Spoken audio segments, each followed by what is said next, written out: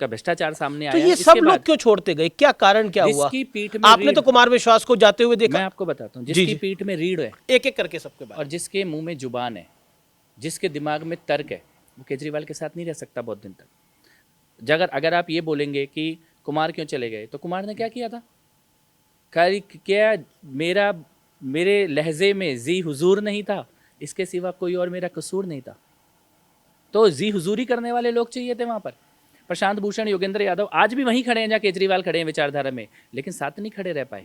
तो पीठ में अगर रीढ़ है, मुंह में जुबान है और दिमाग में तर्क है, तो अरविंद केजरीवाल के साथ नहीं रह सकते, क्योंकि वहाँ पर अंधा, मतलब केजरीवाल बोले कि ईवीएम फिक्स है, तो सौरभ भारद्वाज खड़ा होकर वो गत्ते की ईवीएम लेके खड़ा हो जाएगा और दिखाएगा ईवीएम फिक्स है।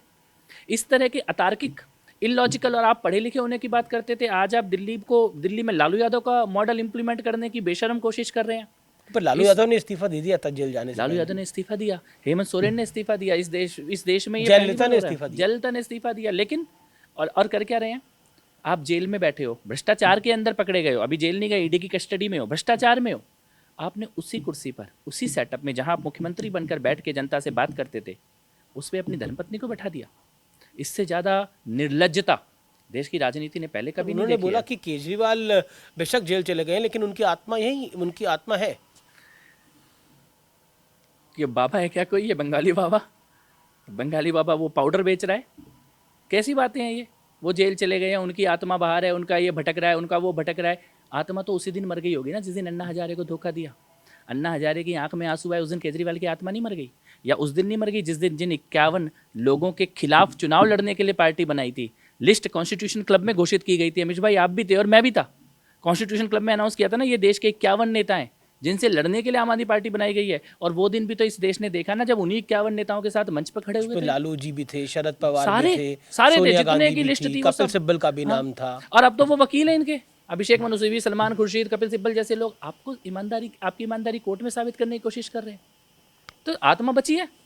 आत्मा मर चुकी है, शरीर भटक रहा है, वो भी अब तिहाड़ में ही भटकेगा। जी, लेकिन अब सुनीता केजरीवाल की आपने बात करी तो वो एक इमोशनल कार्ड खेल रही हैं और हर पॉलिटिकल पार्टी को अधिकार होता है वो विक्टिम कार्ड खेले, पॉलिटिकल कार्ड खेले, इमोशनल कार्ड खेले, उसको भी अपनी बात को कम्युनिकेट करना है। तो इसलिए सुनीता केजरीवाल इस तरह की बात कर रही हैं। लेकिन क्या आपको लगता है, जैसा बीजेपी कह रही है, आपकी पार्टी कह रही है कि सुनीता केजरीवाल अगली मुख्यमंत्री होंगी, ये किस तरह से आप कह सकते हो? अभी तक तो आम आदमी पार्टी ने कुछ ऐलान करा नहीं है। शपथ नहीं दिलाई, पर उस कुर्सी पे तो बिठाया ना, उसी स्वरूप में बिठाया, उसी सेटअप पे बिठाया जिस सेटअप पे मुख्यमंत्री बैठते थे। दो तरफ तिरंगा झंडा लगा दिया, इधर भगत सिंह जी, इधर अंबेडकर जी, और नीचे बैठ के आप ये आत्मा, बाबा, इस तरह की बातें कर रहे हैं। ये तो सबसे बड़ा बाबा साहब अंबेडकर का अपमान है। इससे बड़ा क्या अपमान होगा कि एक भ्रष्टाचारी को बचाने के लिए आप उनकी फोटो का इस्तेमाल कर रहे हो? और मैं ये कहता हूँ, शपथ आपने ली नहीं है, आप उस कुर्सी पे बैठे कैसे? सुनीता केजरीवाल जी स्वयं भी तो अधिकारी रही हैं अमीश भाई जी, उनको क्या कुर्सी की गरिमा नहीं पता?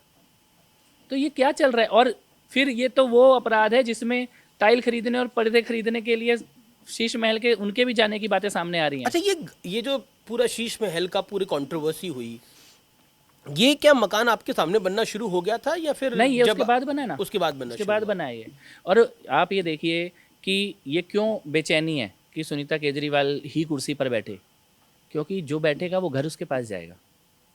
ये छटपटाहट कुर्सी की, ये एक छटपटाहट है ना कुर्सी की। कोई व्यक्ति ये बोले मैं जेल से सरकारें चलती हैं, जेल से तो अपराधी गिरोह चलाने की कल्पना करते हैं, गैंग चलाने की, एक्सटॉर्शन के रैकेट चलाने की कल्पना करते हैं। हमने तो नहीं सुना जेल से कोई सरकार चलाने की कल्पना करे। इसका मतलब कि आप पर संविधान में तो कहीं नहीं लिखा कि अगर आप, क्योंकि संविधान निर्माताओं ने कल्पना ही नहीं की थी कि कोई इतना भी निर्लज्ज होगा। कैसे लिख देते वो? लिख कैसे देते अंबेडकर, बाबा साहब अंबेडकर या बाकी संविधान निर्माता लिखते कैसे जब उन्होंने कल्पना ही नहीं थी कि कोई इतना भी निर्लज्ज होगा जो भ्रष्टाचार में जेल जाएगा और बोलेगा मैं कुर्सी नहीं छोड़ूंगा। सामान्य नैतिकता का तकाजा था